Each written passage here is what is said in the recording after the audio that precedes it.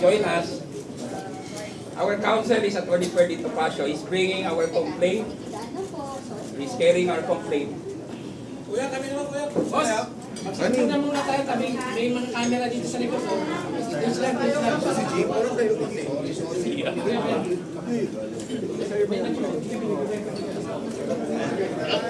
Dito ka.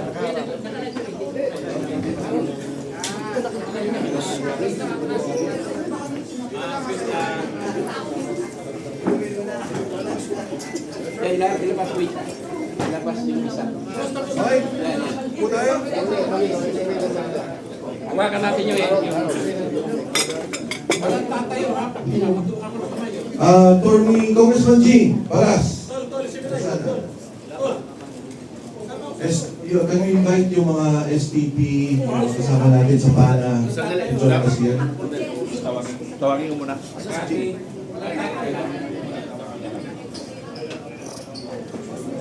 Congressman G. Impeachment 7. Perdel, di ka. Secretary Paras is here. Alam ko si Sylvester Stamos.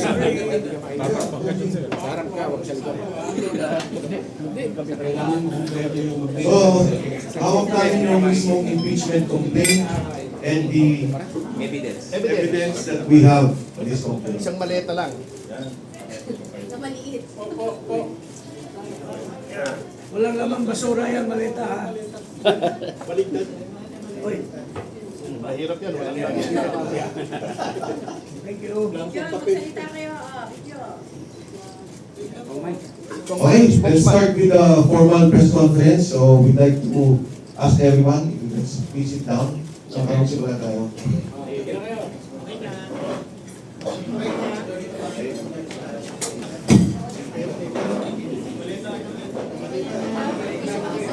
Dito po ako.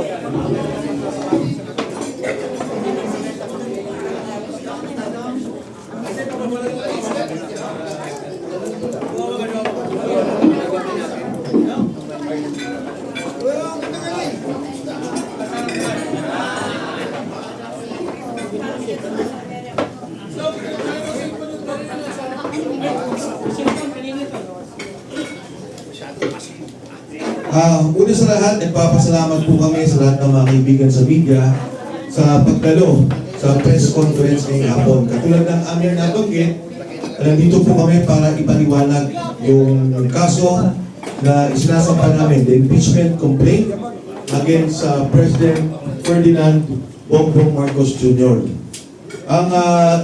Ito po, batay sa pinakita ni Atty. Manny Luna, andyan yung mga annexes evidence na hawak po namin. And this is the main impeachment complaint na hindi po tinanggap kahapon ng Office of the Secretary General. Yan po, tahasan namin sinasabi, mali, illegal, at labag sa ating saligang batas. Malinaw na po sinabi ng Korte Suprema tungkol dito, marami ng desisyon. Ministerial ang pagtanggap ng Secretary General at ito po idadalhin sa Speaker's Office. Speaker's Office ibibigay sa plenaryo na kung saan ito po ay ilalagay o pag-uusapan sa Committee on Justice. So with that, nandito po yung ating mga abogado to discuss in particular.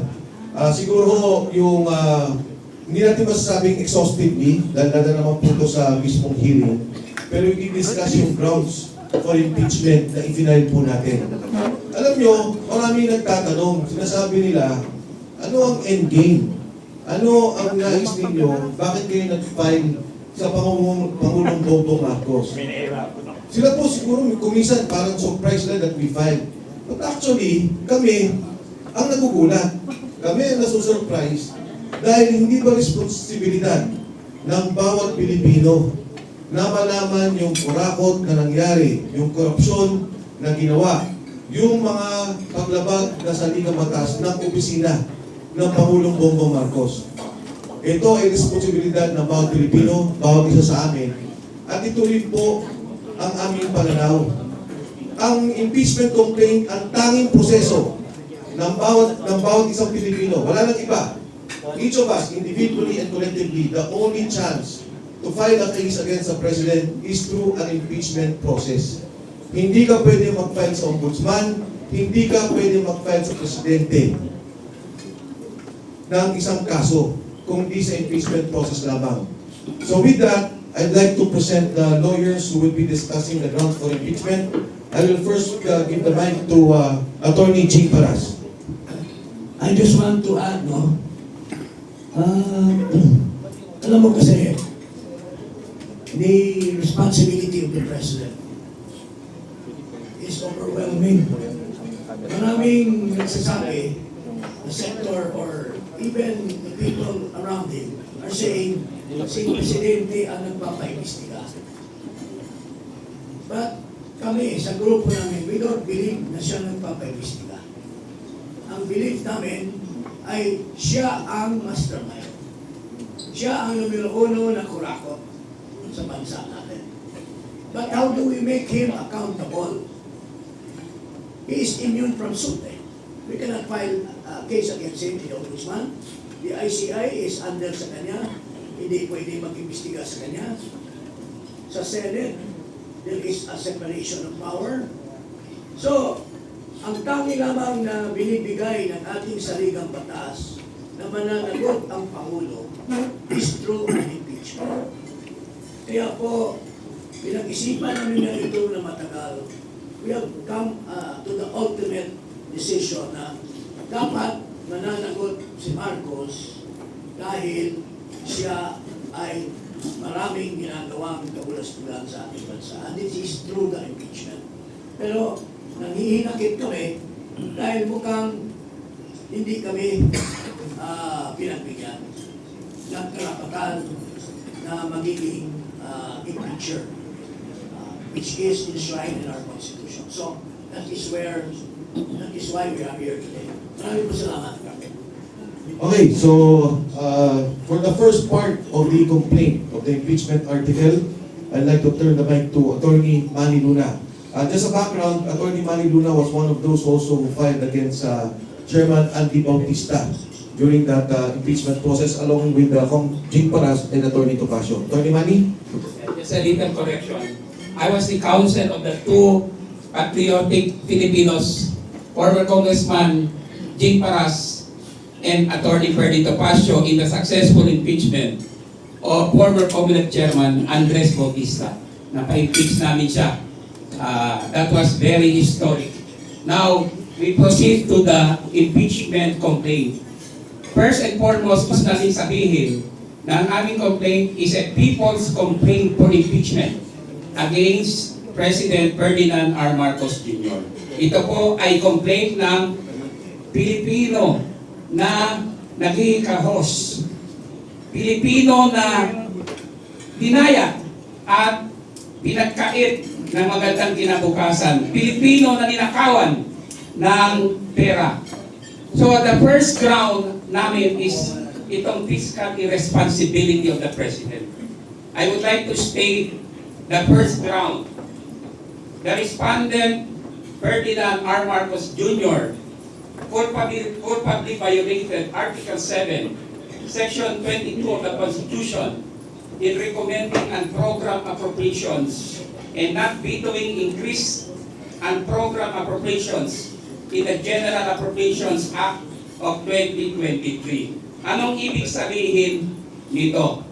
Alam nyo yung unprogram appropriations cast a big shadow on the budget since 2023. Kasama yung 2024 and 2025. Dahil ito ay walang clear financing sources, sa palagay namin, unconstitutional ito.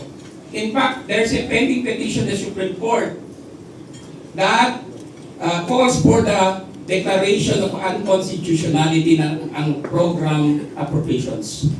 Ang problema dito, noong 2023, 588 billion pesos of taxpayers' money ang hindi binito ng ating Pangulong Marcos Jr. At ito ay isa sa mga pondo na naging source ng kickbacks.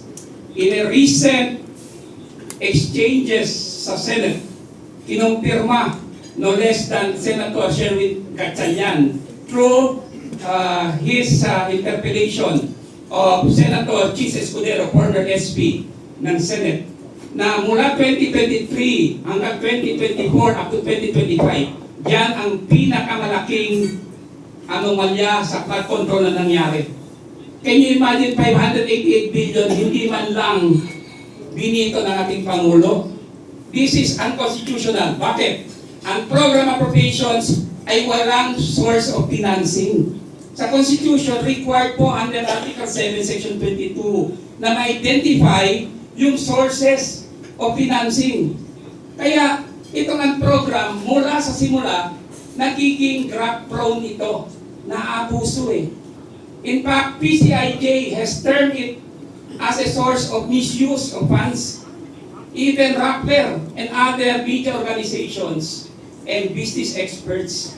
Kaya ito ang unang ground namin against the President. He culpably violated the Constitution, Article 7, Section 22, for failing to veto the program appropriations and for recommending program appropriations in a 2023 National Expenditure Program. Thank you po. Thank you so much, Attorney Manny. In addition to what Attorney Manny mentioned, dun sa program allocation, yung fiscal responsibility, nandito po yung mismong kopya ng mga salo na nire-release ng Presidente. Itong program allocation can only happen kung merong extra fund, as explained by Attorney Manny Luna. Pero kung titingnan nyo, yung mga salo na nire-release ng ating Pangulo, February 27, 2024, 807 million. February 27, 2024, 394 million. February 27, 2024, 462 million. Pebrero pa lang. Wala pa ng revenues. Ito na po. Ang unprogrammed allocation, hindi na ho makakailan ng Presidente kasi siya mismo ang kasama para sabihin may extra revenue at i-release niya ang pondo para dito. Ito po ang kopya ng buong GAA na kung saan pinagbatayan ang release ng unprogrammed allocation. And again, as pointed by Atty. Manny Luna, lahat galing, lahat napunta o karamihan, majority, flood control. Ang aking pong topic, based on the impeachment complaint, is the health, yung Philippine health insurance, yung ating pong PhilHealth. Again, nililis po to ng ating gobyerno, 89 billion, mabuti na lang, nahinto ng Korte Suprema at 60 billion na ang napunta doon sa National Fund. Another fund is the PDIC. Yung PhilHealth to, kung titingnan niyo ang history ng PhilHealth, nauna po yan nung ginawa ni GMA, nagkaroon with cooperation with LGU para sa mahihirap.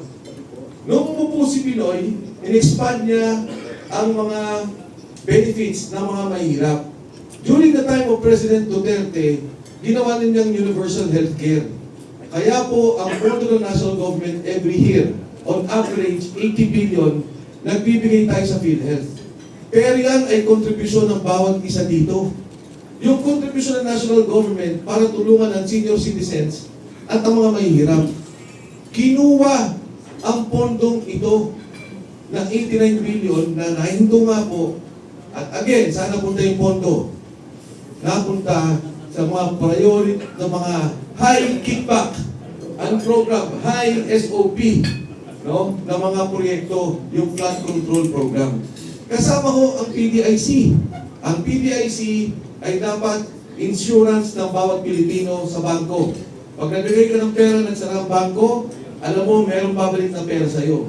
Kinuha din ang 107 billion at nilagay sa national government funds. Ito ay isang malaking paglabag, hindi lamang sa saligang batas, hindi lamang sa batas ng PhilHealth, sa universal healthcare, kundi pagyurak sa karapatan ng bawat Pilipino. Diba, sabi ni Dr. Martin Liatzon, imbis na expand mo ang PhilHealth program na sa ibang bansa, Tony Liatzon, ang sinabi niya, imbis na expand ninyo ang PhilHealth na katulad na ginagawa ng Singapore, Japan, Korea, 10% lang ang kontribusyon ng kahit sino sa mamamayan nila. Kahit na maluba ang sakit. Eh dito sa atin, almost 40, 50, 60%. Pag nagkasakit ka, wala halos nakukuha ang benepisyo. Yan ang tingin namin pinaglabag, ang ginawang paglabag ng ating Pangulo. He was involved in the transfer of funds at paggamit ng funds na to para sa mga flood control at high kickback projects. So with that, we go to point number 3. Yes, yung rider na ginawa ng Kongreso. Yes. Alam mo, ang unprogrammed funds kasi, hindi yan kasama sa budget. Because under the law, sa Constitution, yung National Expenditure Programs, present ng Pangulo yan sa House of Representatives. Ang definition yan, it is a program of expenditures and source of revenue. So, yun yung NEP at magiging GAA. Pero sinasaka nila ng unprogrammed fund. Ang unprogrammed fund, it does not belong to the definition of the budget. Kaya, it is, at saka parang binigyan ng poder ang presidente na siya nang mamamahala sa pag-dispense or pag-disperse ng unprogrammed fund. It is considered as undue delegation of legislative power. So, yun po is unconstitutional. So, yun po ang isa sa mga issue niya. Okay, yung rider, binabanggit ng Atty. Maniluna, yung sinabi nila, if there are excess funds, pwedeng gamitin. The President signed the GAA, the rider was there. Ito yung rider na ginamit ng provision to transfer the funds of PDIC and the health fund. So unang namin punto, yung fiscal violations pointed out, yung diversion ng funds ng healthcare at saka ng PDIC. Yung pangatlo po dyan, and kasama po yan sa mga ebidensya namin, alam niyo marami tayong mga proyekto na dapat isagawa. Pero isa na lang ang ipo-point out ko, yung pong Metro Manila Subway. Ito sana ang isa sa mga proyekto na natapos ng Pangulong Bongbong Marcos by 2028. Pero dahil ang pondo ang ginawa nila, baliktad naman to. Yung isa kinukuha yung pondo nilalagay sa program. So for 3 years, more or less 1.5 trillion ang ilagay. Ito naman, ang program allocation. Yung pangalawa naman, kinuha yung nasa pondo ng ODA, inilagay naman sa program. So yung Metro Manila Subway na dapat may pondo taon-taon, binabawasan nila, nilalagay sa program allocation. Because of this delay, combined 6 projects including the Panay-Guimaras Road, ang penalty na po natin, sa Metro Manila Subway pa lang, 100 billion na. Ang projected penalty natin of all the projects is about 200 billion. Dahil kulang ang pondo natin. And more importantly, delayed na ho ang project. So si BBM will not be able to sign or to inaugurate the subway, Metro Manila Subway, that we hope to have in 2028. So with that, we go now to the personal integrity and drug use. So may I call on Ms. Cathy Binag to expound on this.